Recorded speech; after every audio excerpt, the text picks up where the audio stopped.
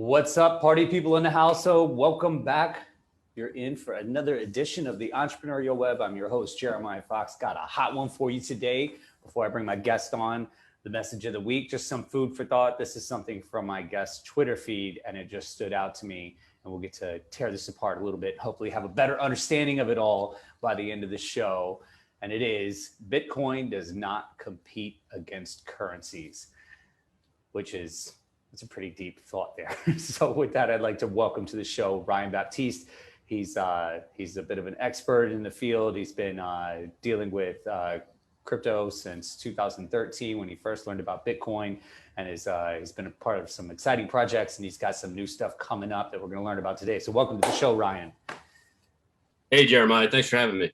Awesome, man. Thank you. So we first connected in Lance Knob's Thursday afternoon clubhouse room, which is always a great room. And a couple of weeks ago, you were dropping some pretty serious knowledge on crypto and NFTs that kind of made my head do that emoji where the brain is like, it's funny because I was on my way to the bank when we were having that discussion. I was going to like deal with some money, and I just walked into the bank and I was like, this is all going away. Such an odd feeling. So just real quick, I don't want to spend too much time on background. I really want to get down and dirty on NFTs, Bitcoin, crypto, wallets, you know, the future. But just give everybody like a quick background just of your experience with crypto. Yeah, so I learned about Bitcoin in 2013. From there, I learned about a protocol called Counterparty, which writes data into Bitcoin, which allows you to create NFTs or non-fungible tokens inside Bitcoin itself. And then from there, I'm creating a card company, like almost like Topps baseball cards, but they're Bitcoin NFT cards, and every card has a physical Bitcoin address and NFT inside it. So that's where I'm at right now. Now, NFTs have been a hot topic just, 2021. When did that association start to begin where like, Counterparty was creating this inclusion for NFTs? How far back does that go? Yeah, so the Counterparty protocol was founded by three guys in 2014, and they burned 2,140 Bitcoin. So by burning, I mean they sent it to an unspendable address that no one can recover, and they issued the token XCP, which is an anti-spam mechanism for creating NFTs inside Bitcoin or creating financial tokens inside Bitcoin. They're equally secure as Bitcoin itself. And then in 2015, the first NFT art was issued, and it was by Spells of Genesis, and it was called the FD card. So this is going back to 2015. Yeah, so I believe CryptoPunks came out, or CryptoKitties was 2017 on Ethereum, and that kind of took it mainstream.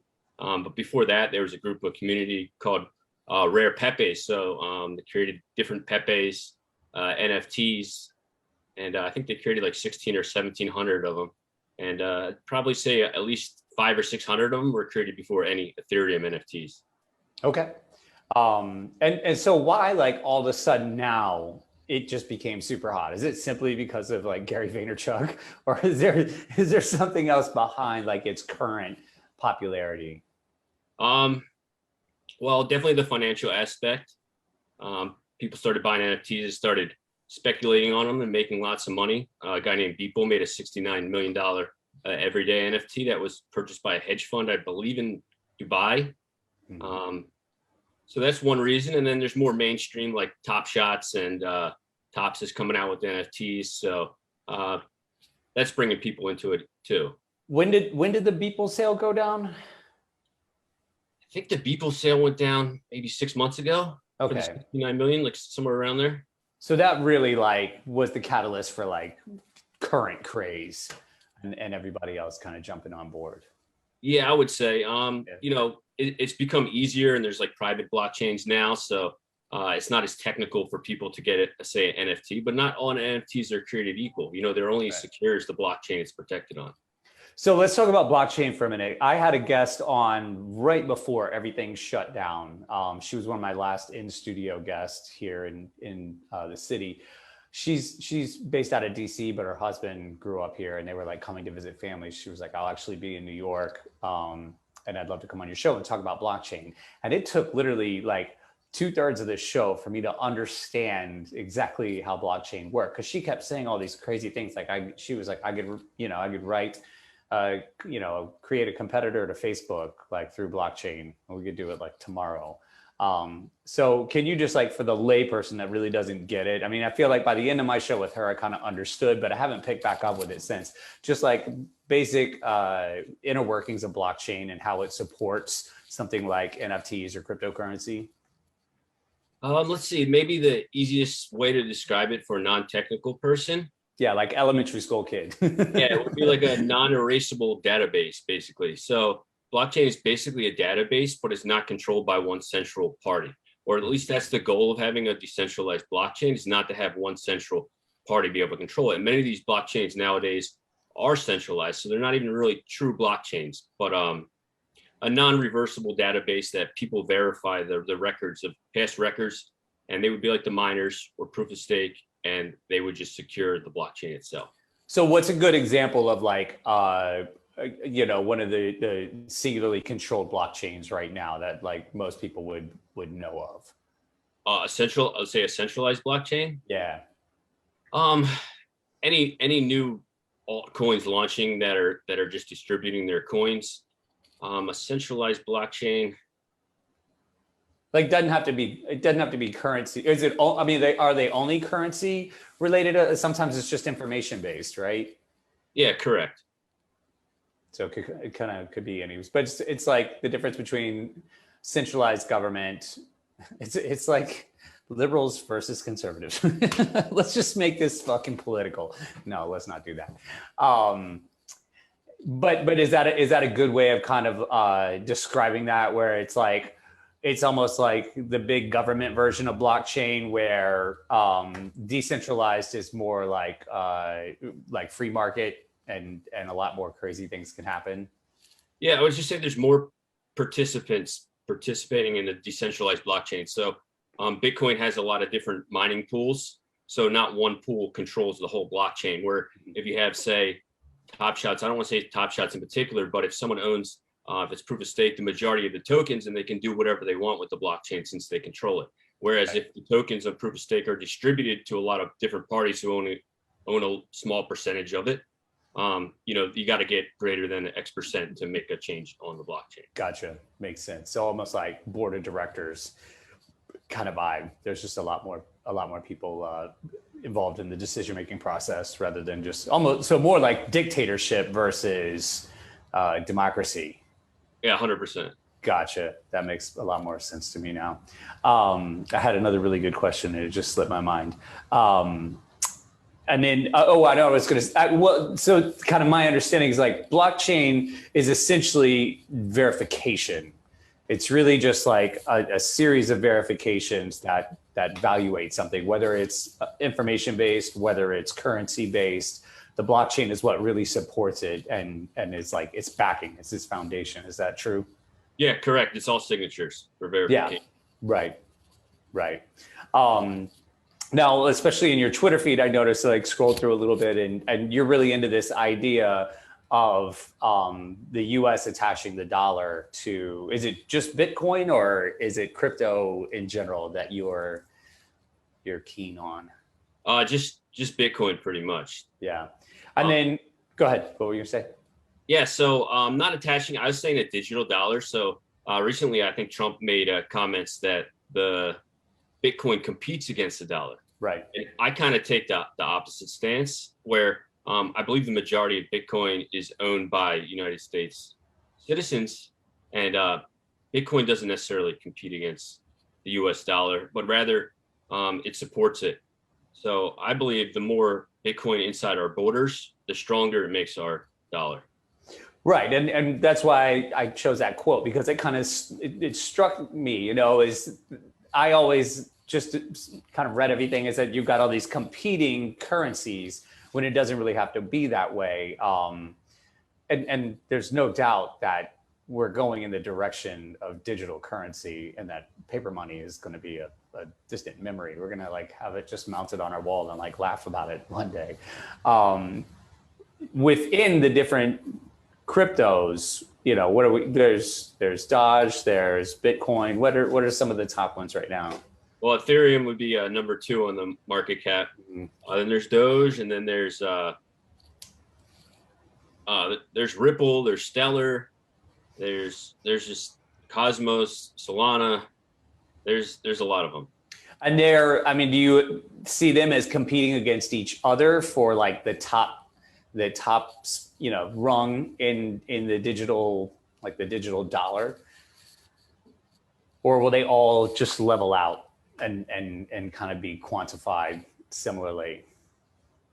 So I'm not really sure where it takes us. So obviously we're going to need different blockchains for different capacity. Like obviously there's only a certain amount of information that can be, or a certain amount of transactions that can go on these blockchains at a certain amount of time. So say you wanted to serialize every single pencil in the world, Bitcoin would not be the place to do it. So you might want a different blockchain that doesn't need X amount of security in return to store, say, coupons or information like that. Right. So splitting it up, like this is for currency and it's a little bit more specific versus, I will talk about it a little later after we're going to take our first break in just a minute. I am curious to get your take after we come back on the use of NFTs and like the Bitcoin wallet for marketing purposes, where it's not attached necessarily to a piece of art or a currency, but more like an exclusive experience, perhaps. Have you heard of people utilizing NFTs and crypto that way yet? I think it's getting there. So they're starting to build, there's crypto voxels where you can build your own real estate and you can build museums, and then you can put your NFTs inside these virtual reality places. So that's cool. So yeah, I think it's coming. It's not quite there yet, but it's going to come for sure. Well, and that's another conversation I want to have, because when we got into that conversation in Lance's room, I really got excited. You know, so that is like, you know, actually having a token connected to a building or a business, which is a whole another thing. Someone was talking to me recently about just strictly using it for marketing purposes, where say you have this business and you have a very exclusive tier, like kind of a VIP service, and maybe you only create like 5 tokens for it. And people, you know, they have to purchase these tokens, or you give them away however you want to, you know, however you want to use it. But when they redeem, they're not getting a piece of your business or anything physical or tangible. It's literally like it could be like an experience with you. So say like take Gary Vaynerchuk, for example, instead of him issuing, you know how you do these things in the past where he'd have these contests and people got to, they got to come and like hang with him for a week and, you know, be part of the team and get all that expertise as it applies to their business. Kind of utilizing an NFT in that way. Have you heard of anybody doing that yet? No, not really. I mean, I guess there's this BitClout where it's kind of like a fans social network. Exactly. So yeah, it's really cool, and it's going to be really cool things that, like, you know, issue a token and I buy the token from a dispenser or whatever, and I can call it my favorite celebrity and talk to them for 15 minutes or something. So yeah, absolutely. Right. Yeah, just using it kind of exclusively for marketing as opposed to investment, you know, where like you're trying to get investors to you know, buy into your building or to your business or whatever. So, okay, cool. Well, let's pick up with that in just a moment. We're going to take a quick break, everybody. Hang tight. We'll be right back. Welcome back, everybody. If you're just tuning in, you're listening to the Entrepreneurial Web. I'm your host, Jeremiah Fox, talking with Ryan Baptiste today, getting dirty and deep on NFTs, cryptocurrency, and Bitcoin. We were talking earlier in the show, just kind of the foundational aspects of crypto and NFTs, blockchain, and how it supports these markets, these whatever, however you describe it, these spaces, these ethereal existences in the universe. But we were just starting to discuss how, aside from it just being you know, a currency or an NFT attached to something like a baseball card or a piece of art, even a business, also being used for marketing purposes. And some of the, and it came up in Lance's room also, and like got me super excited, like the myriad of ways that this is really, that it could be used. Like we're really just scratching the surface of all the different ways that that NFTs and the Bitcoin wallet can be used in terms of securing, just distribution of things, even down to an experience. Like you were just saying, you could purchase an NFT to like speak to one of your favorite, actors or sports icons. I mean, think about it. It's already being connected to, man, if these guys get on that trip where it's like, baseball cards or basketball cards or whatever, like whoever's hot, they get offered NFT for like a phone call or like a lesson, come to the ball field and see how they train, right? Like the lid could really blow on this. Yeah, absolutely. It's gonna be really cool to experience and see what happens. Right. And then one thing that came up in our discussion was the idea of real estate and NFTs in real estate. So again, I'm asking like layperson questions because this is just like my initial thoughts on it. But just tell me if I'm completely way off on this. So say like you take a block. I mean, I live in a pretty, expensive part of Brooklyn. A lot of classic old homes, but they go, the 12-foot wide homes go for over $1 million here. It's crazy. So take like a block in my neighborhood where there's, 25 row homes. They're all, going for $1 million or more. And say you have like 500 grand to invest in real estate. Instead of just putting that into one building, if all of those homes had tokens available, almost like Monopoly, you could invest in each one of those homes instead of just putting your money into one. Is that like feasible? Is that kind of at least part of the way it could work? Yeah, I think absolutely so. I think the blockchain is going to fractionalize a lot of asset investing. Yeah. I don't know if you ever heard of the company Rally Road. Can't say I have. So they do fractional investing on like baseball cards and any type of memorabilia or cars or Ferraris, you know what I mean? So you can buy like 0.5% of the Ferrari. And so you don't even have the whole baseball card. Correct. So, and I believe they form each asset they own into its own LLC or company, and that's how they're able to do it. Right. So how does that work in this whole scenario? So you'd have to have, I mean, are there taxes being paid on this? Like, how is it going down? Well, Rally Road doesn't actually use the blockchain, so I don't exactly know of any investments right now where you can fractionalize real estate on the blockchain decentralized, because especially in the US, because there's so many KYC anti-money laundering laws. So I think in the US it's there's a lot of regulations. So we'll see how that plays out. Well, then like there's a lot of regulation in certain aspects of this, but then like none in others. So you were describing how some cards in particular have had multiple tokens issued for them,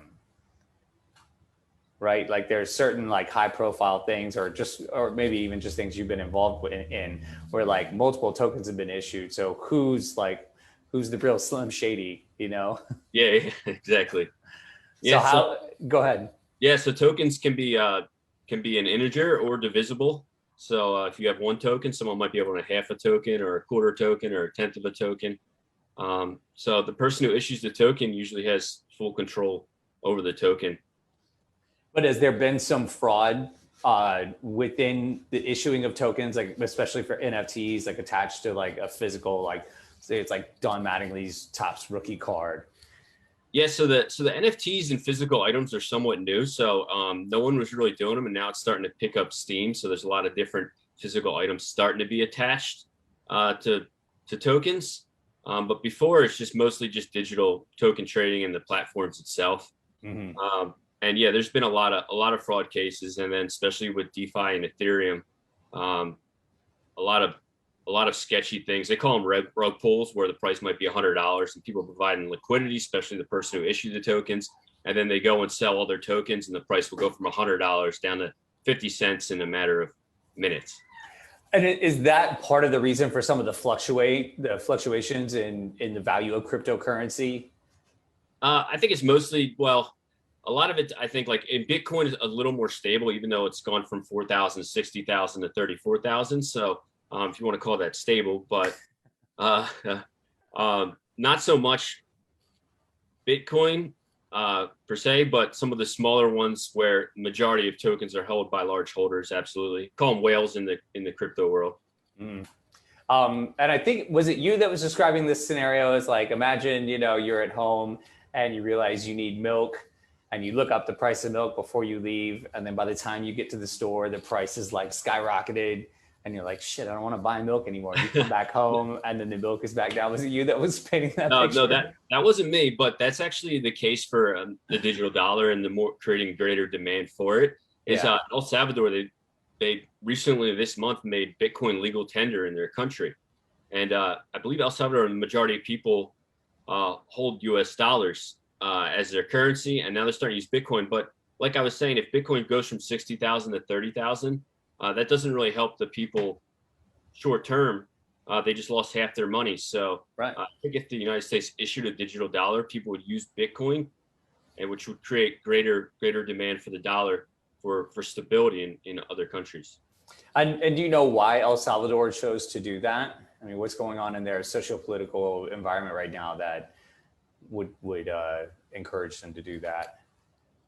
I'm not 100% sure why they did it, but they did it. And I think it's because their currency collapsed, and I think they want to attract new tech to their country. So they're trying to get more Bitcoin inside their borders, and they believe Bitcoin inside their borders is going to make their currency more valuable. So they're trying to piggyback off the stability of the U.S. dollar because their own currency collapsed, and just it's another way to reinforce that instead of just like hoarding actual physical dollars. Yeah, correct. And obviously, what you see what's going on with the Federal Reserve and how much money's been printed recently. How secure is the U.S. dollar itself? So, I think El Salvador is saying, if we can get Bitcoin inside our borders, that'll bring more value inside our borders, which will create more economic activity, which in turn will create more taxes for us and help the people build better services so that they can live better.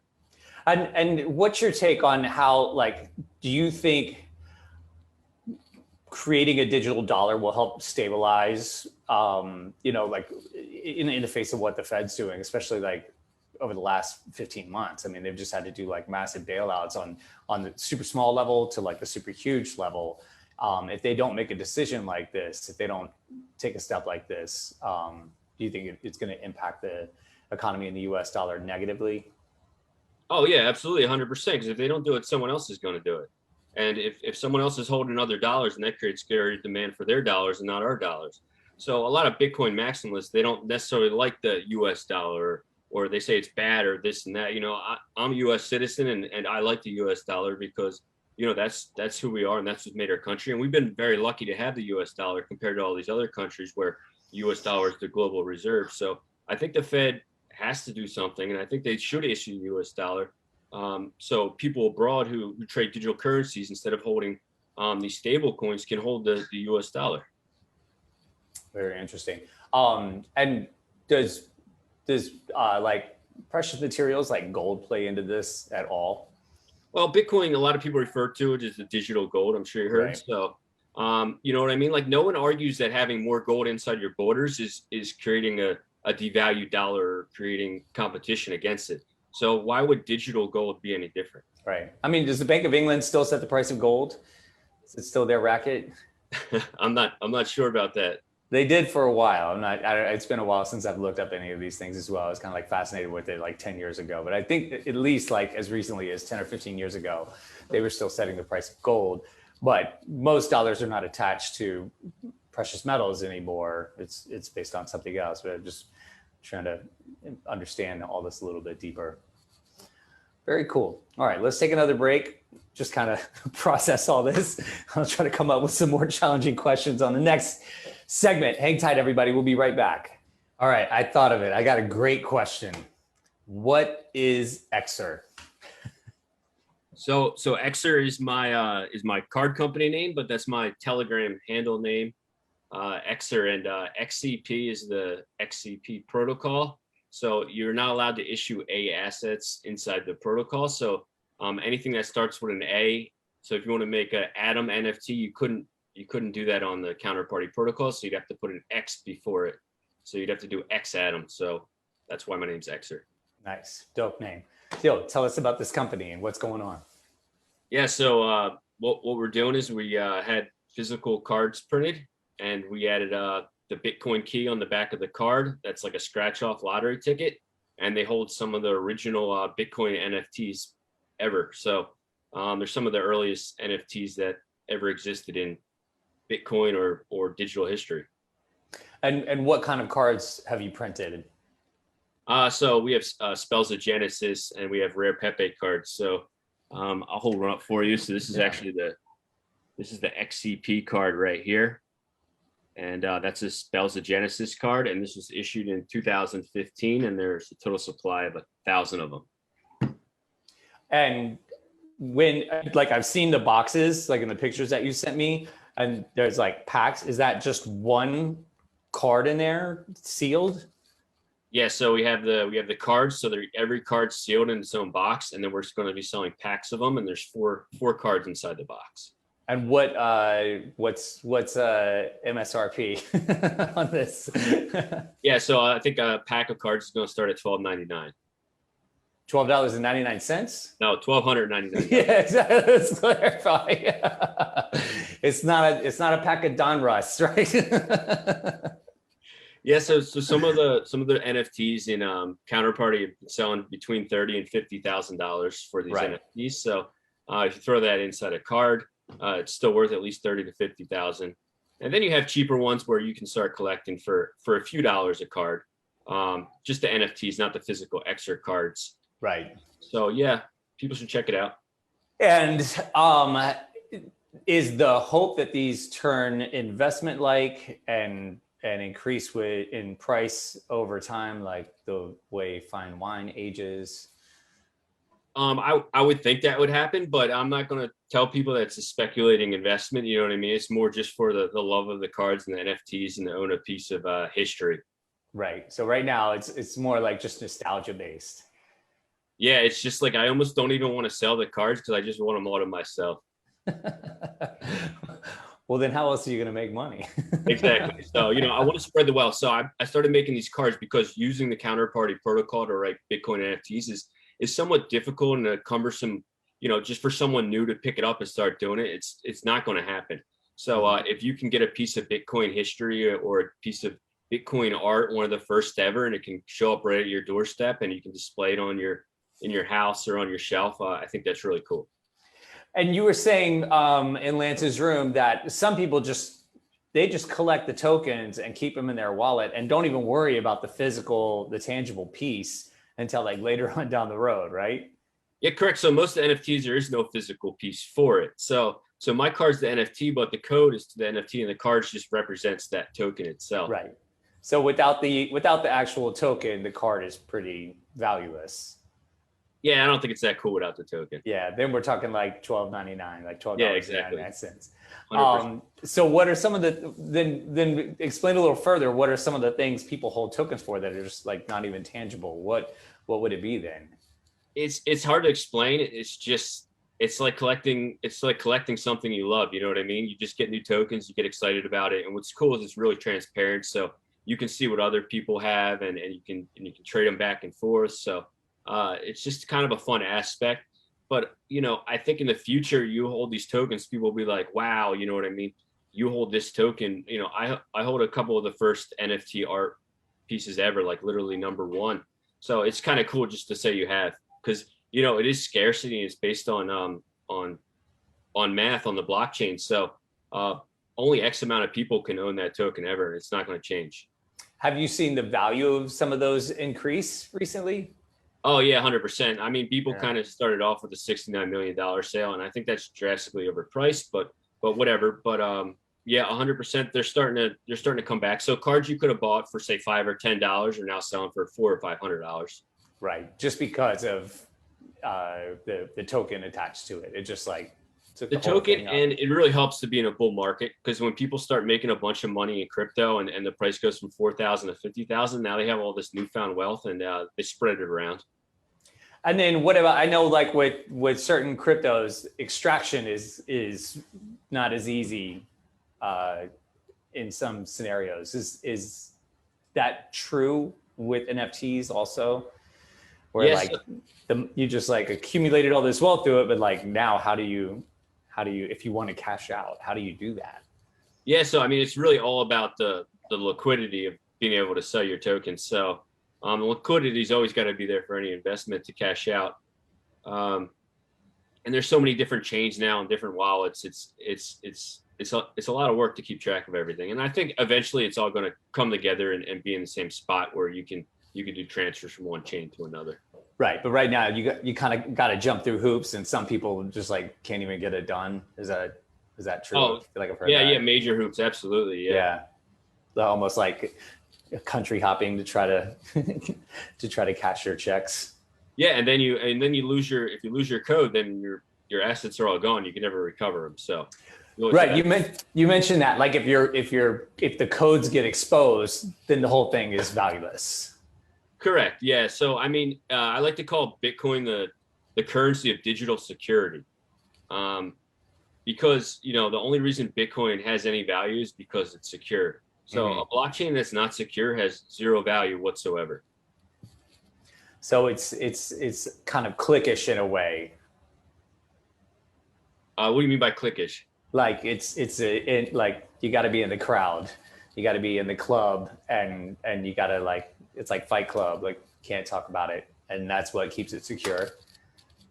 Yeah, well, not the code itself. Well, the miners keep the blockchain secure, but the code itself, yeah, that's like the number one rule. Yeah, if you had a Fight Club or a blockchain club rule, don't share your passphrase or key. 100%. Right. So you got the code which stored in the wallet, but then that passcode or key is what you really want to hold sacred, because if somebody can get in, then they have access to all of your codes, and once those codes are visible, there goes all your hard-earned money.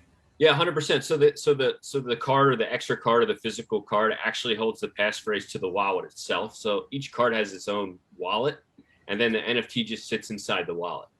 So if you can open up that wallet, you can send that NFT somewhere else. Right, and then it's gone. Gone. Yeah, no recovering it. Or valueless completely.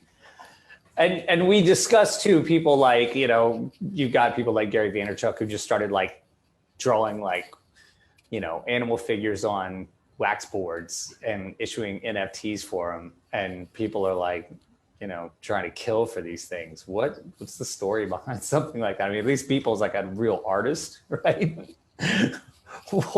Why is this like all the craze? Why are there like hundreds of thousands of people like tuned into this thing, and it's just like stick figures? I don't get it. Yeah. So Gary, I mean, he's a real inspirational figure, and like people look up to him so much. So I guess that they can say, "Oh, I have this token that Gary made," and it gives them a connection to Gary, and that's pretty much it. And so it's just like his reputation. It's literally like his fame that is backing it. Yeah, I would say so. It's just like, you know what I mean? Everything's perception. So right. Like even money, anything's perceptions based on what something's worth. So in a figurative kind of way, all of his fans are like the blockchain for the value of what he's issuing. I mean, I know not actually, but just like the fact that all these people like look up to him. That's like the currency, the popularity currency behind what he's doing, and his ability to issue tokens for his stick figures. Yeah, 100%. I'm not trying to bash him. I love him, but I'm just like, I see this shit, I'm scratching my head, and I'm just going like, I don't know. So I have a funny story about that. So go for it. Go. So Gary, a couple of years ago, he was real into baseball card collecting. He still is, or whatever. And he was showing it, and I was like, Gary, I created the first Honus Wagner baseball card token ever. And I posted it to him, and he didn't like it. He didn't say anything to it. I was like, oh, come on, Gary, you got to, give me a like at least, and nothing. And then a couple of days ago, I was watching his NFTs on, his podcast on NFTs or something of that sort. And he was like, I don't give any hints of what I'm actually looking into at the time. So Maybe he saw that and maybe it got his mind going on NFTs back then. Yeah, I'm sure he's kind of stealth that way. Like he sees something that's like he thinks going to be valuable. He's not sharing. He's doing it now because he's already got the market cornered. He's like, I can do whatever I want. You'll never catch me. That's funny. I mean, I have like a checkered past with baseball cards, so the whole thing is kind of sensitive for me. I have a juvenile grand larceny felony for stealing baseball cards. This was like, what year was this? It must have been like 1991. I was like 14, but we had some crazy, crazy cards. And we got busted, of course. And so now, like, people are talking about this. I'm like, I gotta turn my head the other way. But people are also doing this in like, it's like SpongeBob cards and stuff like that, right? And Garbage Pail Kids. Am I crazy, or did I see people like issuing tokens for Garbage Pail Kids? Yeah, there's all kinds of art going on right now with the NFT space. So, yeah. Yeah, I saw the Garbage Pail Kids too. Yeah, kind of cool. So we're calling Garbage Pail Kids and baseball cards art at this point. Is that where society is? Everyone's an artist in the NFT world. Right, exactly. Well, that's kind of what I'm like getting at. It's like I can barely write my name. Like my handwriting is garbage. And I'm watching like all these people, they're like, I just issued an NFT. I just created it. And I'm like, all right. I mean, I like leveling the playing field, but it's just a little funny. Wouldn't you say it's like slightly funny? Yeah, there's so many now, and that's why I'm so bullish on the Bitcoin NFTs and the rare Pepes, because they're the originals. They're like the first of the first. So, that's all cool. In between. Yeah, I appreciate that. I appreciate that you're attaching like some history and an emphasis on stability to the whole thing, as opposed to just like chicken scratch and how does it? We have to take one more break, but just one more quick question. So when I first learned about it, I just assumed it was going to apply more so to reusing and repurposing someone's art digitally, but that's not really the case. It has nothing to do with like using somebody's art for, your, not necessarily your website, but, like the banner on your Twitter page, or it really has nothing to do with that. No, but I mean, it could go that way. Obviously it's going to go that way where everything's tokenized. Right. So you wouldn't even be able to like embed an image that wasn't yours originally. Like that's kind of what I thought of at first. And then everything took this like left turn on me. I was like, oh, wow, I really need to like do some research on this and understand it. But I mean, one thing that Gary says is that like NFTs are going to change the way the internet works. And that's kind of why I was thinking that like at a certain point, you're going to have to pay, even like you said, if it's fractionalized. Is that kind of how you think you see it playing out, where it's like, I want to use this image in something digitally that's just mine, not monetizing. I want it to be there. Like if you wanted to repost somebody's thing, now you can just take a screenshot of it and away you go. You go to their Instagram profile and boom. But like, do you think people are going to start to fractionalize, especially like high performing posts? And like, if you want to reuse that, you're gonna have to pay. You're gonna have to pony up a little bit, and if you don't, they're gonna be able to sue you. Yeah, absolutely. It's going to empower a lot of content creators in the future for sure. Fuck. So if you want to read someone's post, they might want 5 of some token. So right, it's kind of cool, and it's going to bring a lot of new revenue streams for yeah. I mean, I have no problem with it. It kind of blows me away. Like when I'm an older dude, I was like kind of slow to the internet, especially social media. When I realized, I was like, oh, you could just keep using people's stuff and they're not getting paid for it at all. Like that's crazy, and as long as you're not selling it, you can't get sued. So, coming from an artistic background too, I think it's very empowering for artists. And they don't get screwed the way they do all the time now. It's really crazy. Another eye-opening little tidbit there. Cool. Thank you for helping me clear that up. We're going to take one more break. We'll come right back, and I want to talk about your predictions for the future, where you think some of these things may take us. All right, so hang tight, everybody, and we'll come back to the future. All right, case in point, on the break, I opened up Twitter and my boy Ryan Lowe's, Ryan's Coffee House, he's in Florida as well, just posted this. Oh no, where'd it go? It just moved, there it goes. Found a face mask NFT, had to get it as a reminder of the pandemic and a symbol of a crazy, exciting, changing year. So, like, that's where we're at. People are like, what does that mean? What does that mean for our future? Where are we going? I think it's a great tweet, Ryan, if you're listening, but that's, what does that really mean? I don't I don't know. What, like, how is this going to impact our lives going forward? And I mean, we talked about, obviously cryptocurrency and Bitcoin, art, fractionalizing for investment purposes, for real estate, for banks, for like passive income, marketing purposes. But like, I just don't even know what that tweet means. He found a face mask NFT and he had to get it just for memorabilia. So he's just gonna like forever have this. It probably will never like be valuable, but it's just like, it's just like a collectible. Yeah, so I think Paul Graham always talks about how everything starts as a game, and then it turns into something important. So Right. I think right now everything's just being built on the different layers, and the protocols are being built to really make crypto useful in the future. But right now it's mostly just a trading mechanism and speculation and liquidity platforms, and that's what's being built out first, and then the real world use cases will come second. So I think NFTs were the original, like first mainstream use of the blockchain technology, and now it's starting to be implemented in games and virtual realities, and I think that's where we're heading. Crazy. And then what are your hopes like for your company? Do you have other ambitions with NFTs, or you're just kind of going to hone in on this? Yeah, so I really like the counterparty protocol. So I think I talked about it, but it writes Bitcoin data. It writes data inside Bitcoin, allow you to create NFTs and tradable tokens inside Bitcoin itself. So part of my card company, XCER.co, is just getting new users to counterparty and getting them to be able to collect NFTs physically and easier than they would have to be digitally.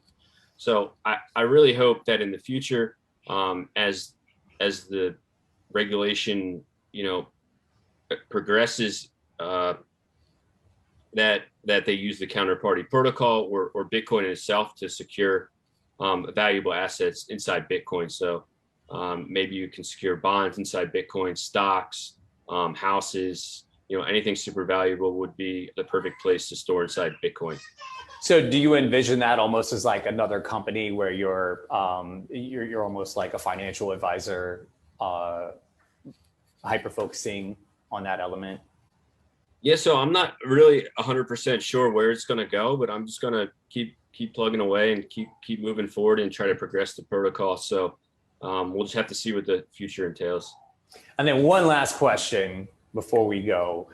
If someone had some money to play with, where would you advise them to go with it? And like, especially if they were interested less so in just like collecting face masks, NFTs for fun, actually looking for some kind of growth out of it, some sort of investment in return. So the safest play is obviously Bitcoin right now. Mm-hmm. So if you wanted to put money in crypto, Bitcoin would probably be the most stable price. It's come down about 50% off its high, so it's probably not such a bad place.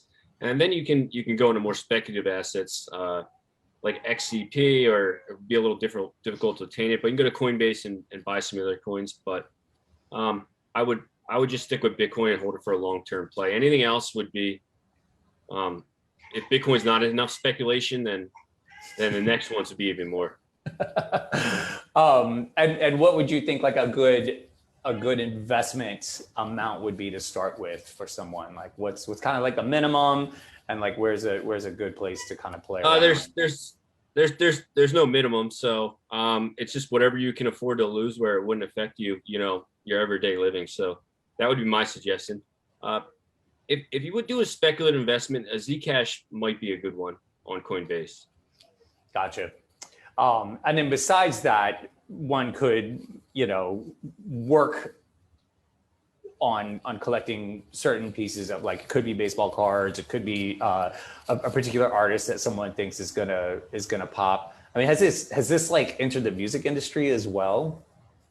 Yeah, so my buddy Rare Skrilla, he actually created the first music NFT ever, and it's called DJ Pepe, and it unlocked tracks back in the day on the Rare Pepe wallet. So if you hold the token, you get special access to his tracks inside the wallet. So that was cool.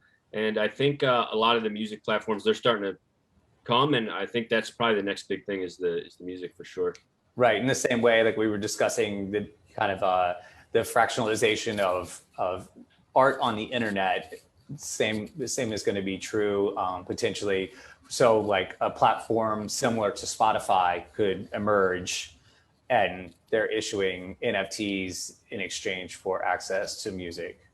Yeah, how killer would that be if you can buy a token and they get access to the album forever? That would just be incredible. Instead of them just paying like a subscription fee, like, otherwise you gotta, like, no NFTs, you gotta hear all our ads. If you go the NFT route, no ads, and then also you get like this exclusive access to certain music. Man, it's too bad Prince died already. He would fucking crush it with this, like he would just destroy it. Too bad. I'm a huge Prince fan. That's crazy. That's so crazy.